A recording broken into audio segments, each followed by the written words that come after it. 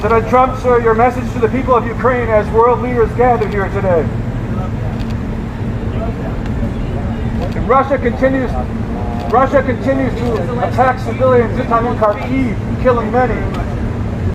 Which is it? Yeah, I think that's true. I think we're going to have a meeting. I think if everything works out well today, we'll have a trilat. And I think there will be a reasonable chance of ending the war when we do that.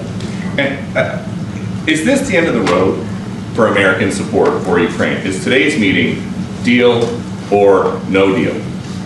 I can never say that. It's never the end of the road. People are being killed and we want to stop that. So I would not say it's the end of the road. No, I think we have a good chance of doing it. It's been almost 4 years now that a lot of people were killed last week. A lot of people last week, I mean, millions of people killed, but a lot of people last week for whatever reason, a big number, a lot of soldiers, on both sides. And I know the president, I know myself, and I believe Vladimir Putin wants to see it ended. And as you met with Putin on Friday, today you've got President Zelenskyy here. As you listen to Russia and Ukraine, which side has the better cards? Well, I don't want to say that. I'm just here to be, look, this isn't my war. This is Joe Biden's war. He's the one that had a lot to do with this happening, and we want to get it ended. And we want it to end good for everybody. We want it to end good. The people of Ukraine have suffered incredibly. President Zelenskyy, are you prepared to keep sending Ukrainian troops to their deaths for another couple years, or are you going to agree to redraw the maps? Thank you for your question. So, first of all, we live under each day attacks. That today have been a lot of attacks and a lot of wounded people, and the child was dead, small one year and a half.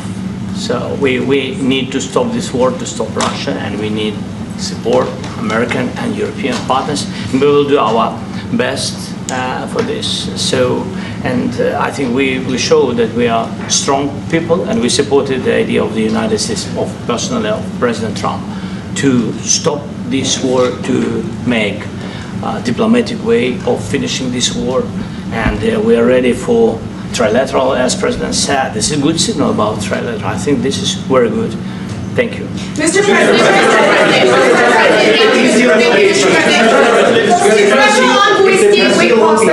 yes, if the peace deal will be achieved, are you going to be willing to send American peacekeepers to Ukraine? Well, we're going to work with Ukraine, we're going to work with everybody, and we're going to make sure that if there's peace, the peace is going to stay long-term. This is very long-term. We're not talking about a 2-year peace and then we end up in this mess again. We're going to make sure that everything's good. We'll work with Russia, we're going to work with Ukraine, and we're going to make sure it works. And I think if we can get to peace, it's going to work. I have no doubt about it.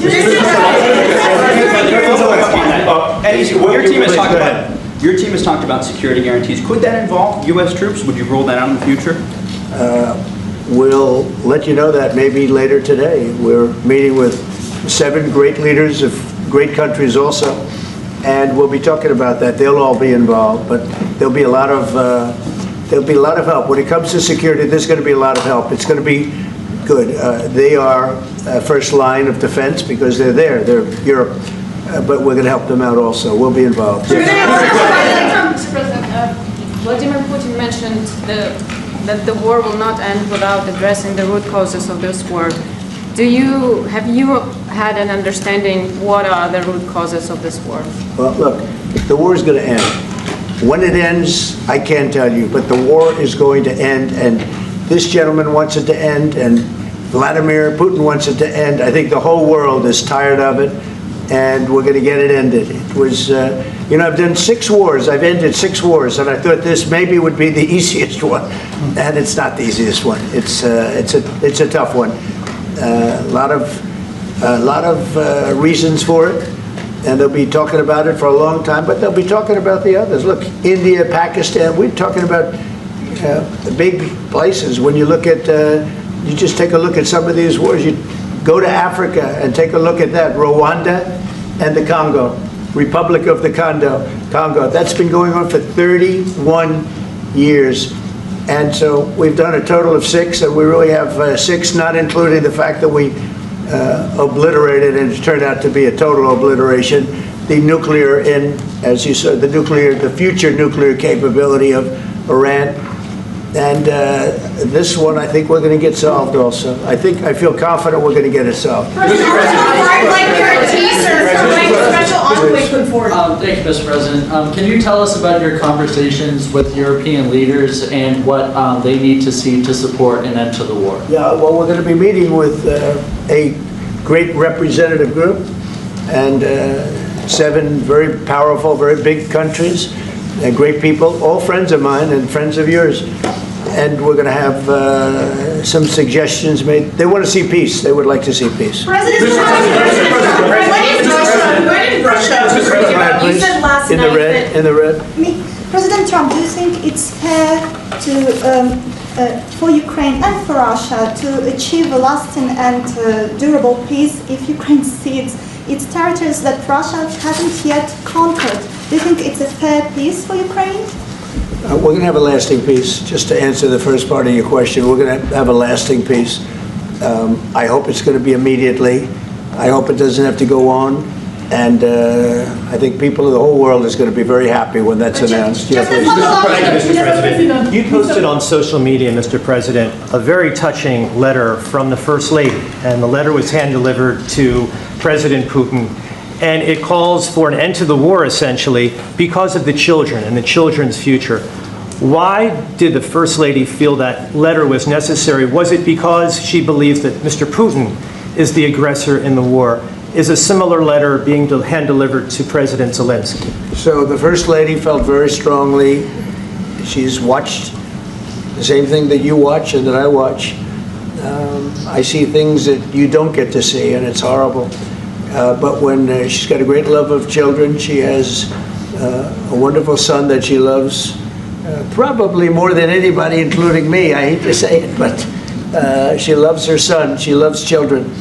And she hates to see something like this happening, and that goes for other wars too. I mean, she sees the heartbreak, the parents, the funerals that you see on television. Always funerals. We want to see something other than funerals. No, she felt it was a beautiful letter. It was very well received by him, and she did ask me to say, you know, she would love to see this end. She would love to see it end, and she says it very openly, very proudly, and with great sorrow because so many people have been killed. Last week, Brian, go ahead, Brian. Yes, sir. I've got a question for each of you. Yes. First of all, Mr. President Zelenskyy, you look fabulous in that suit. I said the same thing. Yeah, you look good. I said the same thing. Yeah, looks good on I you. said to the one that attacked you last time. See, now he's I remember that. Yeah, I apologize to you. You look wonderful. No, my first question for you, President Zelenskyy. In the same suit. You see, I changed, you are not. Maybe yours is much better.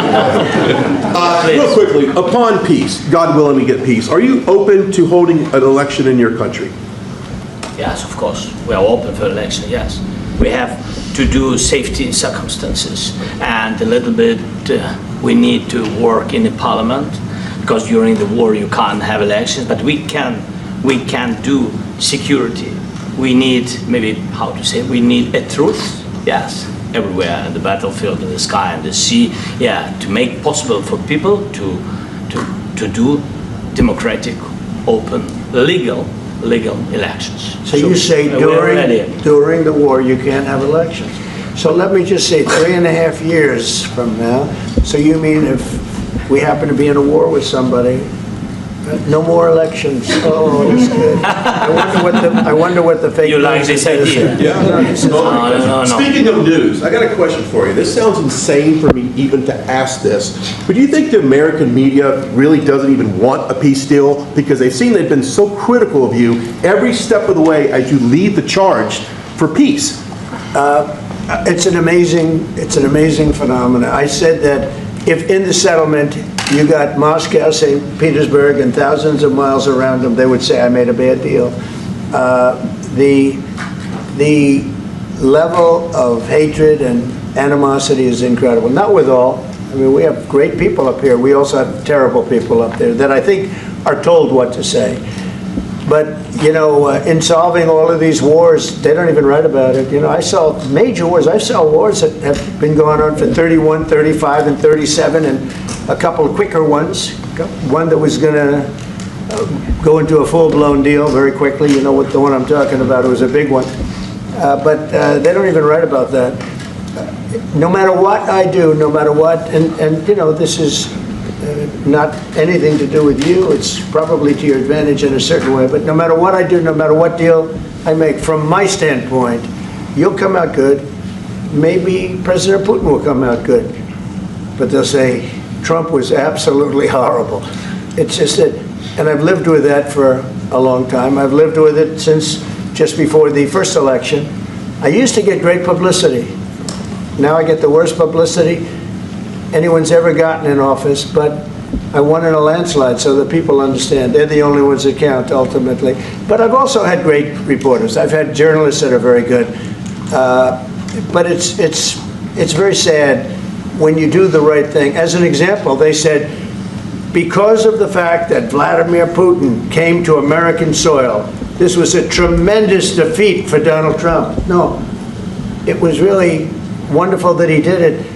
It was a hard thing for him to do, to be honest with you. It was the opposite of what they said, but they said it. Now, if he didn't come, they'd say that was also bad for Trump. You know, there's no way.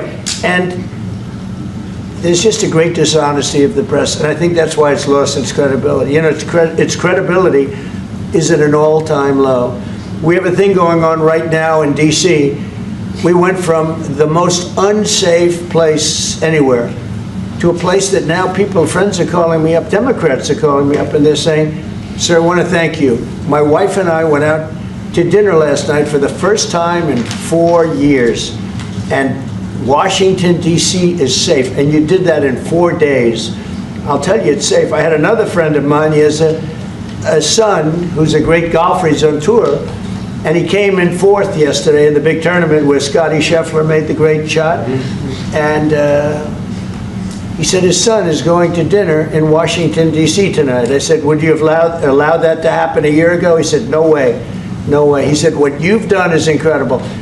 And I think the people realize it. But the press says, he's a dictator, he's trying to take over. No, all I want is security for our people. But people that haven't gone out to dinner in Washington, D.C. in 2 years are going out to dinner. And the restaurants the last 2 days were busier than they've been in a long time. Thank you. I walked around yesterday with MTG. If you could walk around with DC with MTG and not be attacked, the city is safe. Yes. Thank you, Mr. President. Last week, you warned of what you called severe consequences if a 30-day ceasefire or any type of ceasefire were not agreed to by Russia. Will there be severe consequences? Does that change because you're I don't think you need a ceasefire. You know, if you look at the 6 deals that I settled this year, they were all at war. I didn't do any ceasefires. And I know that it might be good to have, but I can also understand strategically why, well, you know, one country or the other wouldn't want it. You have a ceasefire and they rebuild and rebuild and rebuild, and, you know, maybe they don't want that. But if you look at the 6 deals that we made peace and you know, long-term, long-running wars, I didn't do any ceasefires. Would I like the concept, you know, I like the concept of a ceasefire for one reason, because you'd stop killing people immediately, as opposed to in 2 weeks or 1 week or whatever it takes. But we can work a deal where we're working on a peace deal while they're fighting. They have to fight.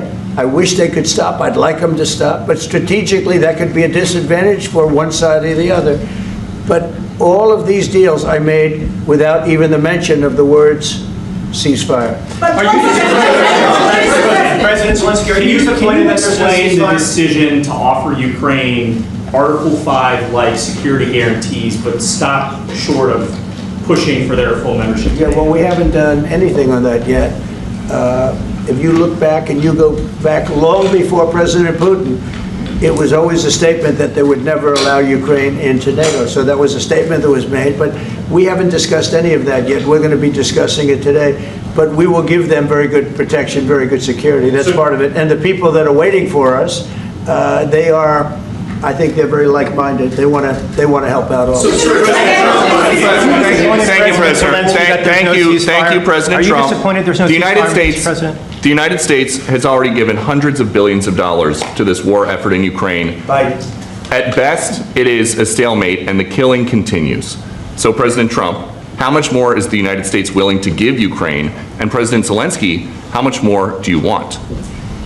Well, I'll start off just by saying we're not giving anything now. We're selling weapons. This is something before, I guess the number is well over $300 billion. That was under Joe Biden, a corrupt politician, not a smart man, never was. By the way, go back 40 years. He was not a smart man 40 years ago either.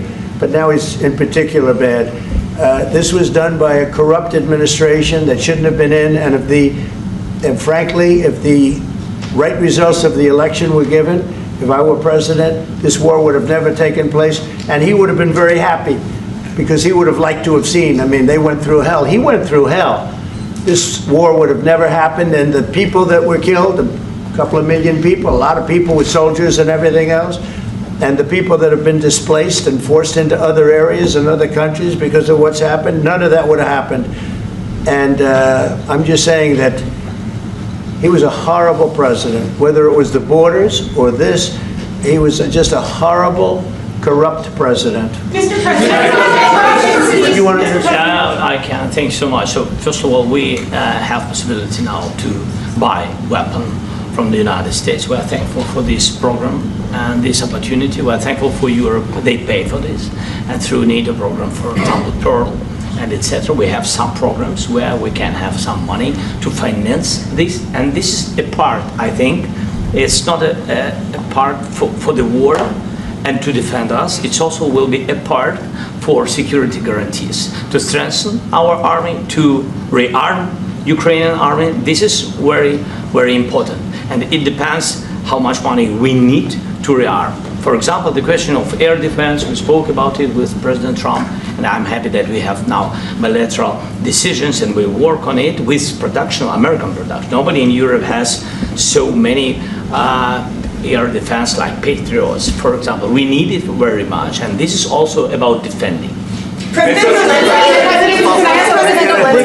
think the good news, we make the best military equipment in the world by far. You mentioned the Patriots. How good are they? Yeah, systems. We have systems, they're literally 100% foolproof. And it's really like shooting two bullets, two bullets hitting each other in the air in a space like this. The chance is 100%. It's 99 to 100%. So we sell the equipment to NATO. And NATO does what, I don't know what the arrangement is that you have with, but I know that they want you to have the equipment. And we're getting the best equipment in the world, but they pay us for the equipment. Under Biden, it was just crazy what was going on. I believe the number is over 300. I think it could be $350 billion worth of equipment and money and everything else. And we've made more progress in settling this war in the last 2 months than they made in 4 years. This should have been settled a long time ago, but it should have never happened. Yeah, please. Real quickly, you pushed out on social media. Brian, go first. You pushed out on social media about doing away with mail-in ballots and potentially electronic voting machines. Can you expand on that and how important Well, that is? that's a very off-topic, just really quickly. Mail-in ballots are corrupt. Mail-in ballots, you can never have a real democracy with mail-in ballots. And we, as a Republican Party, are going to do everything possible that we get rid of mail-in ballots. We're going to start with an executive order that's being written right now by the best lawyers in the country to end mail-in ballots because they're corrupt.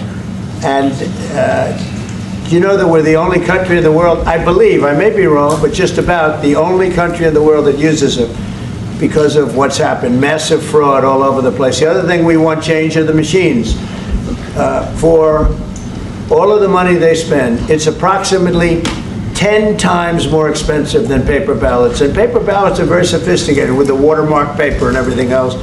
We would get secure elections. We'd get much faster results. The machines, I mean, they say we're going to have the results in 2 weeks. With paper ballots, you have the results that night. Most people, many countries use paper ballots. It's the most secure form. So between paper ballots, very, very important, paper ballots, and I think maybe even more important, the mail-in voting. We're going to end mail-in voting. It's a fraud. If you have mail-in vote, even Jimmy Carter with this commission, they set it up. He said the one thing about mail-in voting, you will never have an honest election if you have mail-in. And it's time that the Republicans get tough and stop it, because the Democrats want it. It's the only way they can get elected. Because with men and women's sports and with transgender for everybody and open borders and all of the horrible things, and now the new thing is they love crime. They're fighting me on the fact that I've made Washington, D.C. safe. We're not going to get mugged, beaten up, or killed like all the people you've been watching get so badly hurt. I'm glad, I hate to take your time with this, but I'm glad you asked me that question. Sorry. We're going to stop mail-in ballots because it's corrupt. You know, when you go to a voting booth and you do it the right way and you go to a state that runs it properly, you go in, they even ask me. They asked me for my license plate, for identity. I said, I don't know if I have it. They said, sir, you have to have it. I was very impressed, actually. But it's very hard to cheat with mail-in voting. As you know what happens in California, it's so corrupt, where some people get 5, 6, 7 ballots delivered to them. Now, we got to stop mail-in voting, and the Republicans have to lead the charge. The Democrats want it because they have horrible policy. If you have mail-in voting, you're not going to have many Democrats get elected. That's bigger than anything having to do with redistricting, believe me. And the Republicans have to get smart. We're not going to have a country. I said for a long time at rallies, you need borders and you need free and fair elections. Those two things, otherwise you don't have. We have strong borders now. In 90 days, Mr. President, we didn't have 0, 0, and 3 months. Not one person came in illegally into our country. In fact, even I find that hard to believe, but it's run by a little bit of a liberal group that put out the numbers, so I guess it's, but 0, 0, and 0. You go back a year ago, 2 years ago, 3, millions of people poured into our country. It was terrible. Thank you very much. What security guarantees do you need from President Trump to be able to make a deal? Is it American troops, intelligence, equipment? What is it? Everything. And really, it includes two parts. First, strong Ukrainian army. That's what I began to discuss with your colleagues.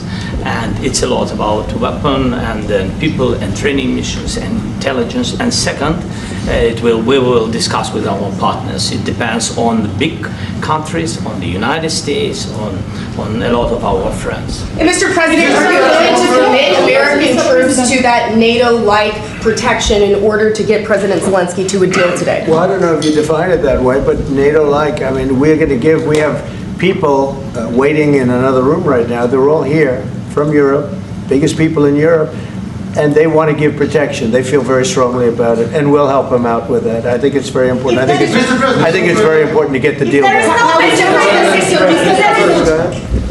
You've been involved with the peacekeeping in Ukraine since your first day in the administration.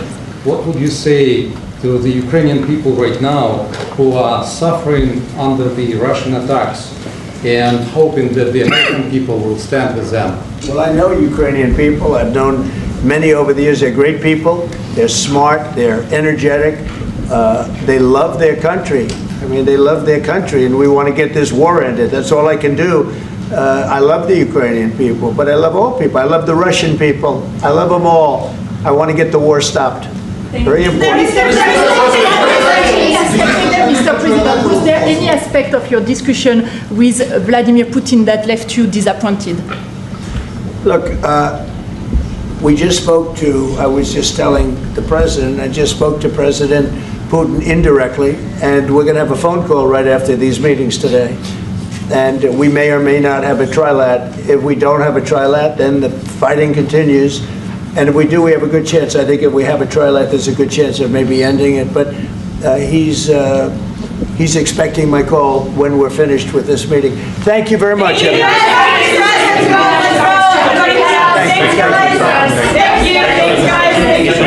Ready, two, ready, doors, ready, pop, ready, open.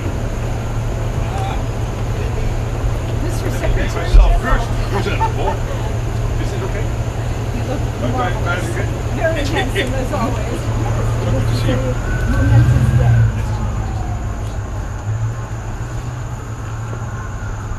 Ready. Ready, two. Ready, doors. Ready, pop. Ready, open. Madam President, glad to see you again. Ready, close. Ready, shut.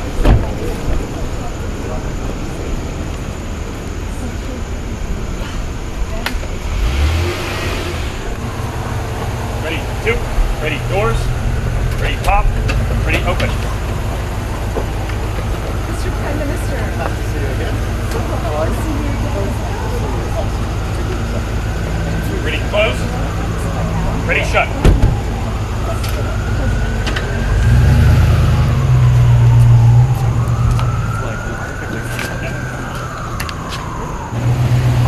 Ready, two. Ready, doors.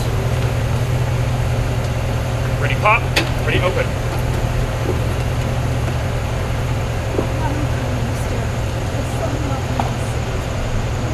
Ready, close. Ready, shut.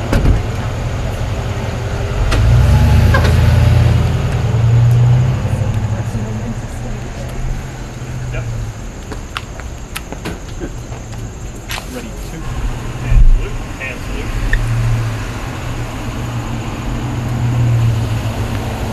Ready, two. Ready, doors. Ready, pop. Ready, open.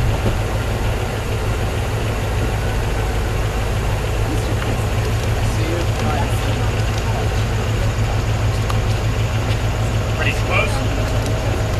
Ready, shut.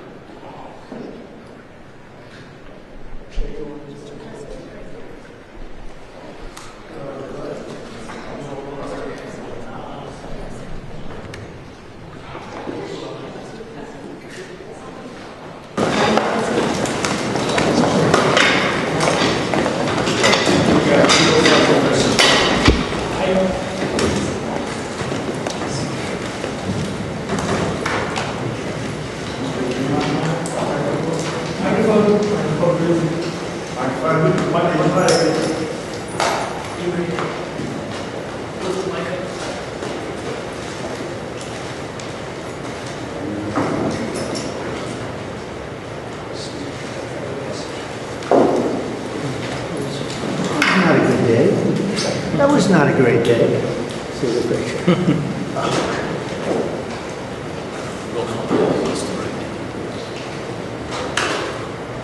Is everything okay? You all set? Thank you very much. Thank you very much. Appreciate it. Thank you.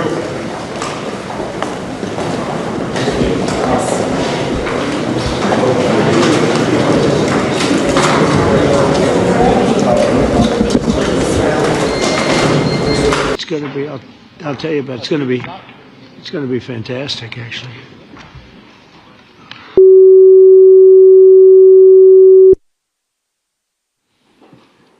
I think we're going to have a successful talk today. Yeah, me too. Please, come on in. Do you guys want to take some questions or anything? You feel ready? Huh? See. Hi, Mark. See you. Yeah. Good.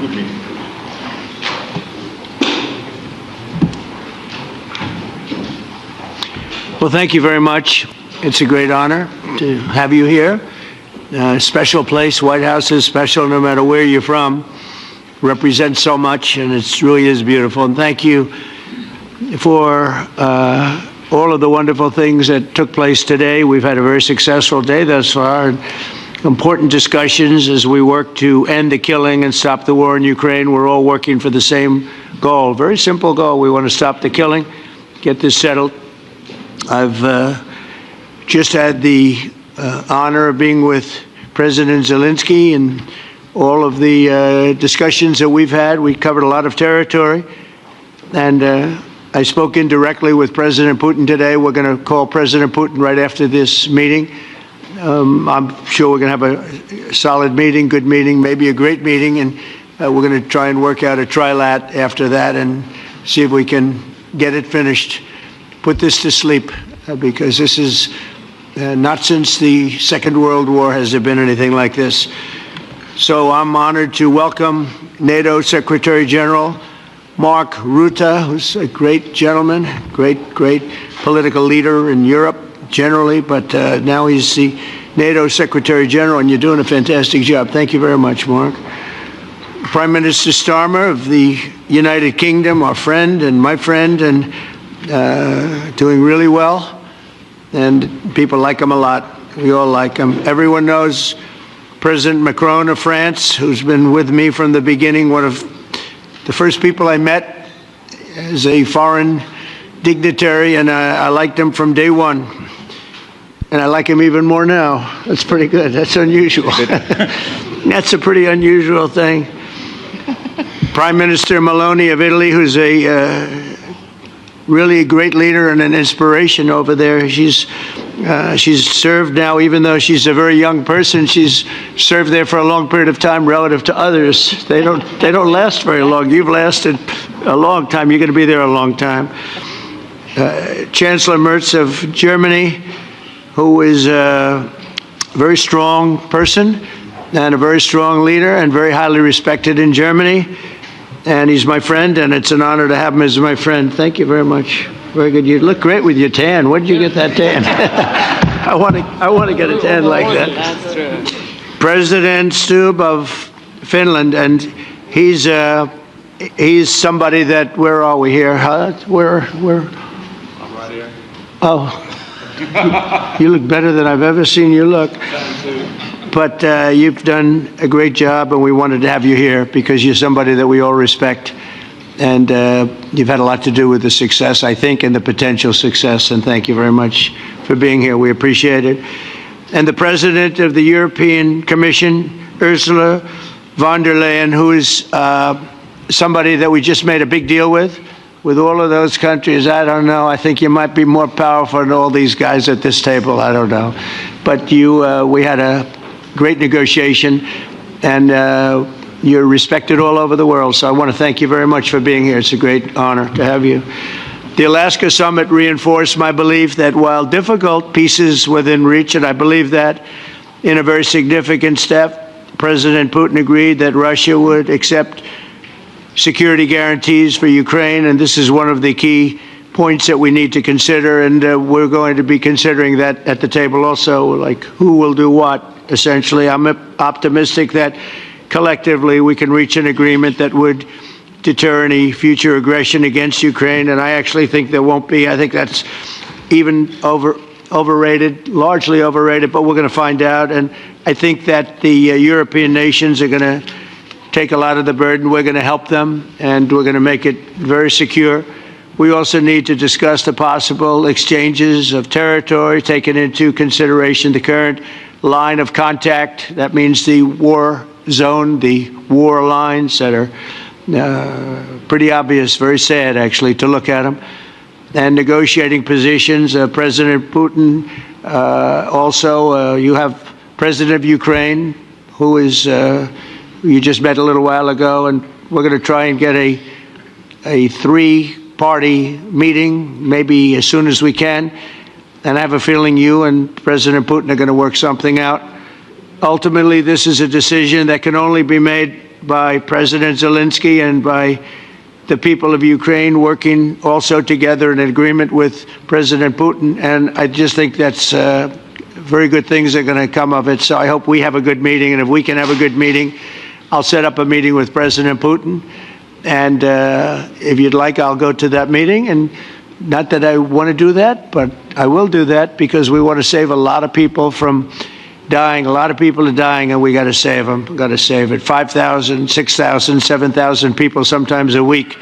All of us would obviously prefer an immediate ceasefire while we work on a lasting peace, and maybe something like that could happen. As of this moment, it's not happening, but President Zelenskyy and President Putin can talk a little bit more about that. You know, in the 6 or so wars that we stopped, we haven't had a ceasefire.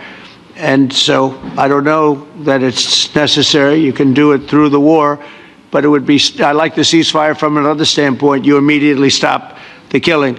But I believe a peace agreement at the end of all of this is something that's very attainable, and it can be done in the near future. With all of the wars that I got involved in, we only have this one left. Of course, as I walk out the door, there'll probably be a new one starting, and I'll get that stopped too. But I thought this was going to be one of the easier ones. It's actually one of the most difficult. They're very complex. The next step would be for a trilateral meeting, and that will be worked out. And I just look forward to working and having a great result. We're going to spend a lot of time today talking about, and we're really honored you guys came over. I mean, these are the heads of major countries and respected all over Europe. And they speak for, largely, I think I should say, but pretty much for the other countries of Europe. And we will come to a resolution today, I think, on almost everything, including probably the security. And that's pretty much the story. I'd like to say, Mr. President, would you like to say something? You have the media. If you want, you could come over and you could stand, you could use mine, or you could just turn around, whichever you feel comfortable with. Thank you so much. I can speak without microphone.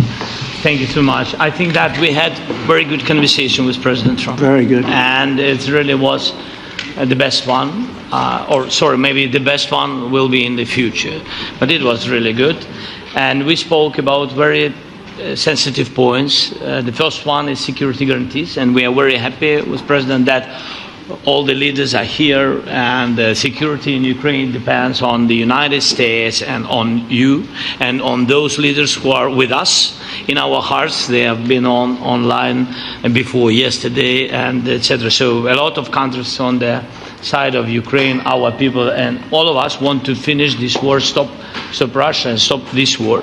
We spoke about it, and we will speak more about security guarantees. This is very important that the United States gives such strong signal and is ready for security guarantees.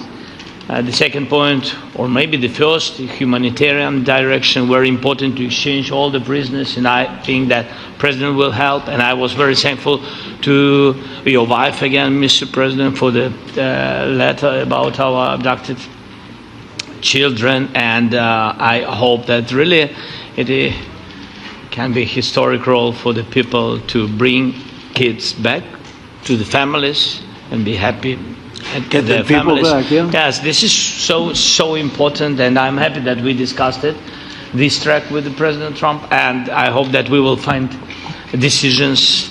And then what is very important, that all the sensitive things, territorial, etc., we will discuss on the level of leaders during trilateral meeting, and President Trump will try to organize such meeting, and he said that he will come or not come. Ukraine will be happy if you both want me there, I will be there. Yeah, yeah, you know, thank you. And I think this is very important. Yes, so security guarantees, bringing kids back, and all our people, not only warriors, first of all warriors, and all the civilians, journalists, a lot of people in prison. So we need them back.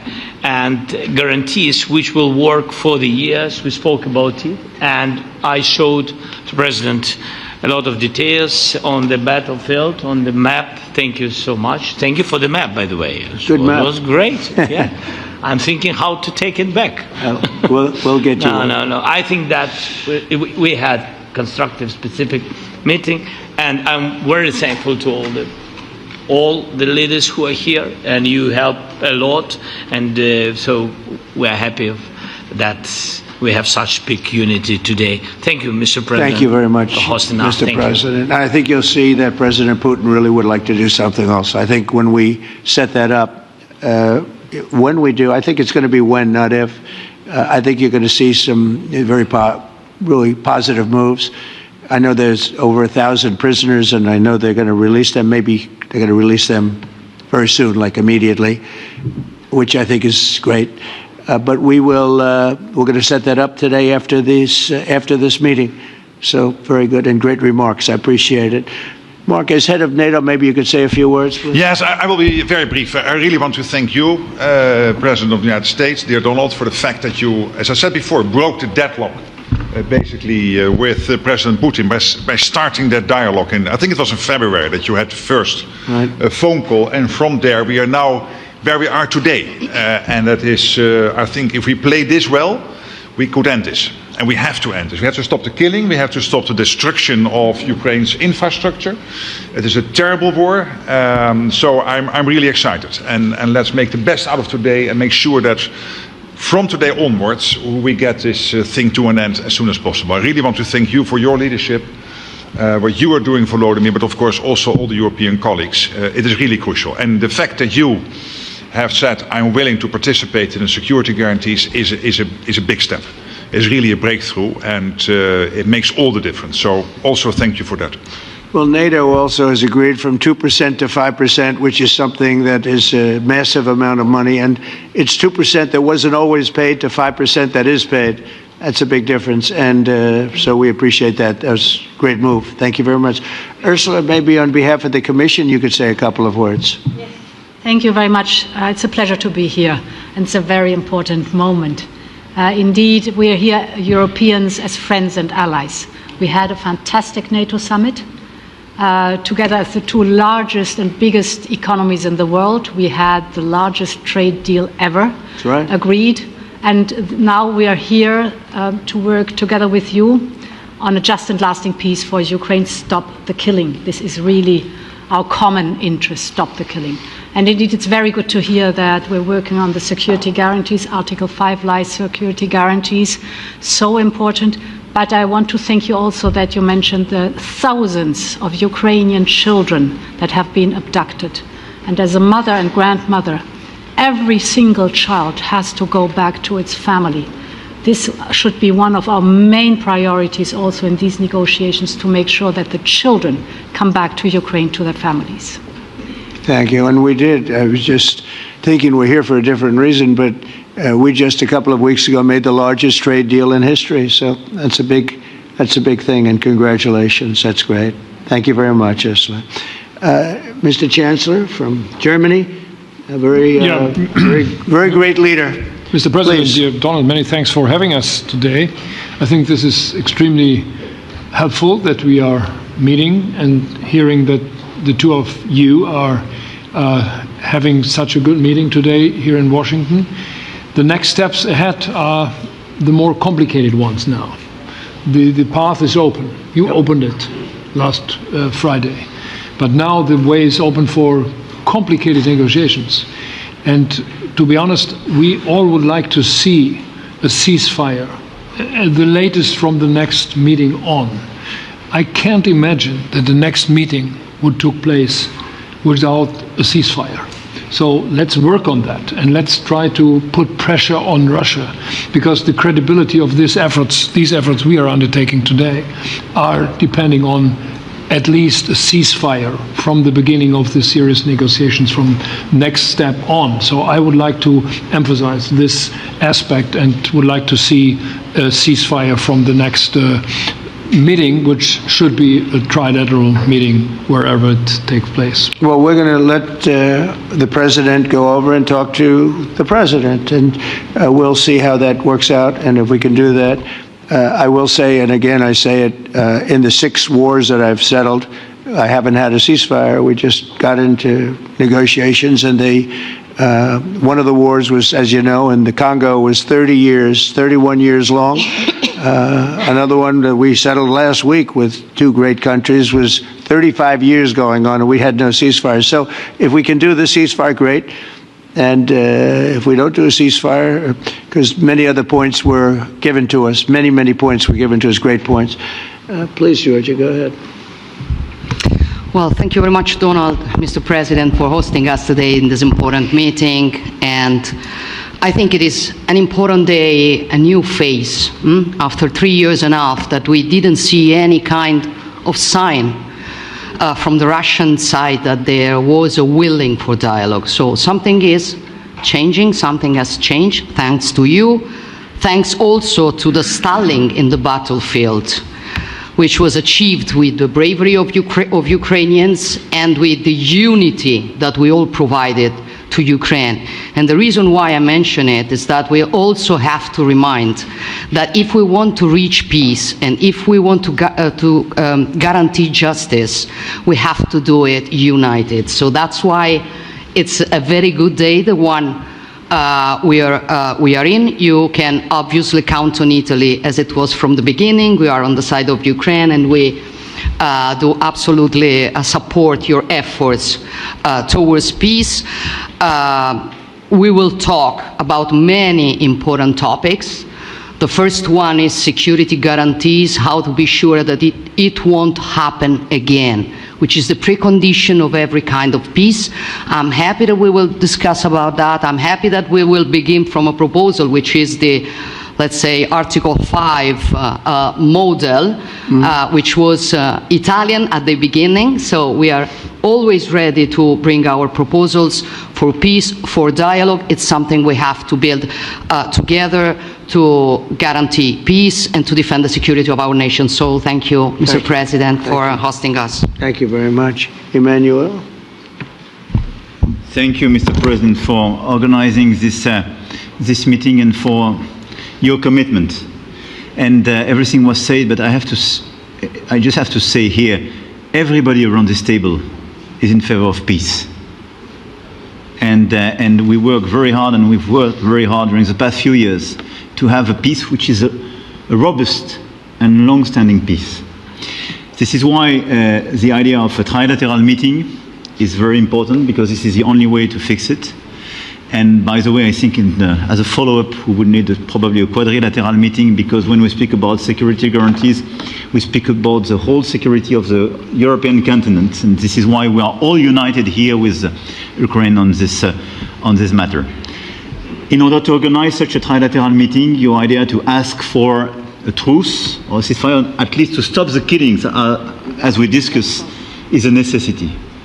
And we all support this idea. And in order to have such a long-standing peace for Ukraine and for the whole continent, we do need these security guarantees. And the first one is clearly a credible Ukrainian army for the years and decades to come. And the second one is our own commitment, all of us. And we worked very hard during the past few months among the coalition of the willings, with the support of NATO, to build the different pillars of security guarantees and our commitments. And you can be sure that the Europeans are very lucid about the fact that they have their fair share in these security guarantees for Ukraine, but their own security is clearly at stake in this situation. So you can count on us, as we can count on you, in order to deliver this robust peace for both Ukraine and Europe. Thank you very much, Emmanuel. Mr. Prime Minister? Thank you very much, Mr. President, and thank you for hosting us here. Can I start where Emmanuel started, which is we all want peace. The war in Ukraine has had a huge impact, particularly on the Ukrainians who've borne the brunt of it, but it's also had an impact on Europe and on the United Kingdom. There's not a family or community that hasn't been affected. And when we talk about security, we're talking about the security not just of Ukraine, we're talking about the security of Europe and the United Kingdom as well, which is why this is such an important issue. I think this is such an important meeting.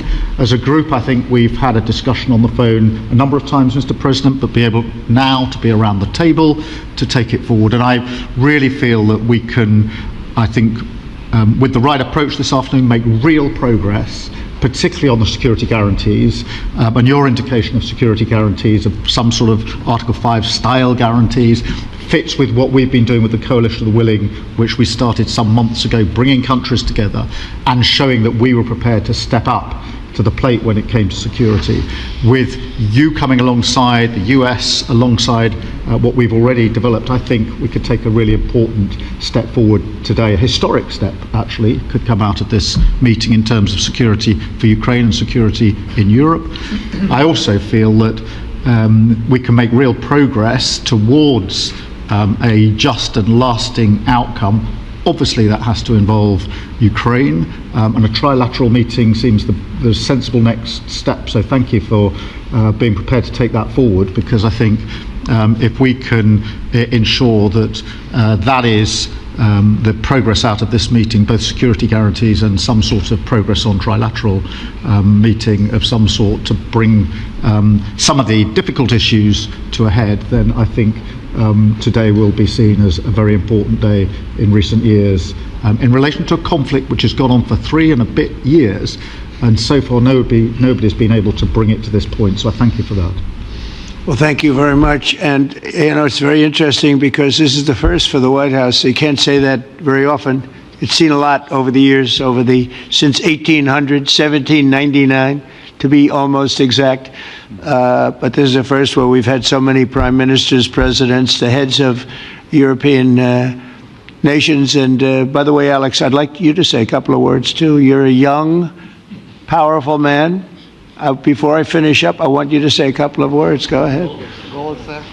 I'll take the notion of youth back to my wife and try to convince her.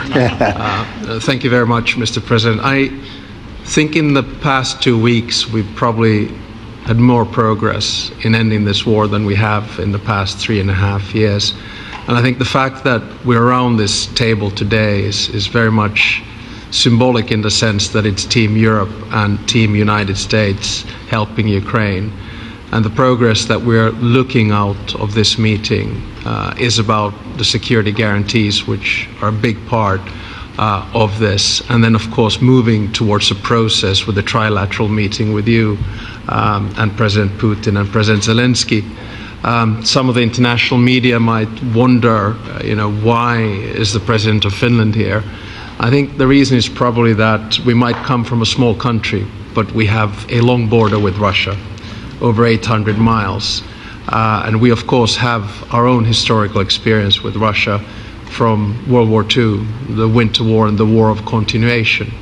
And if I look at the silver lining of where we stand right now, we found a solution in 1944, and I'm sure that we'll be able to find a solution in 2025 to end Russia's war of aggression and find and get a lasting and just peace. The situation is very difficult, but that's why we're here.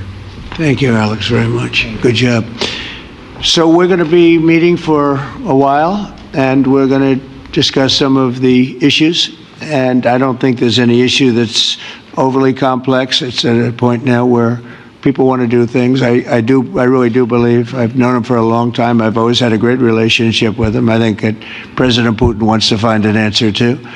And we'll see. And in a certain period of time, not very far from now, a week or 2 weeks, we're going to know whether or not we're going to solve this, or is this horrible fighting going to continue. We'll do our best to get it ended. And I believe you have 2 willing parties, and usually that's good news, but 2 willing parties that want to make a deal. And we'll journey together, and we'll go over, and we'll see if it can be done. And it's possible it might not be able to be done. On the other hand, it's possible it will, and we're going to save thousands and thousands of lives a week. And so it's something we really have to do. And, or at least we have to give it our best. It's all you can do. You can give it your best, but I think we may have a very good outcome. So I want to thank you all, and the media, I want to thank you. We're going to be staying here for a little while. Then we're going to walk over to the Oval Office, and we're going to have another little discussion about similar matters. And then they're going to go home to their great countries and report. And I'm going to remain here and work, and you're going to go and work. We're all going to be working. We may be in a different location, but that's what we know how to do, is work. But I want to thank the media. Has been actually very fair, generally speaking, very fair. I think it's important that they're fair, because this is a very important subject. We have to get it ended. And so that's all we ask for, is fairness with the media. Thank you all very much. Appreciate it. Thank you very much.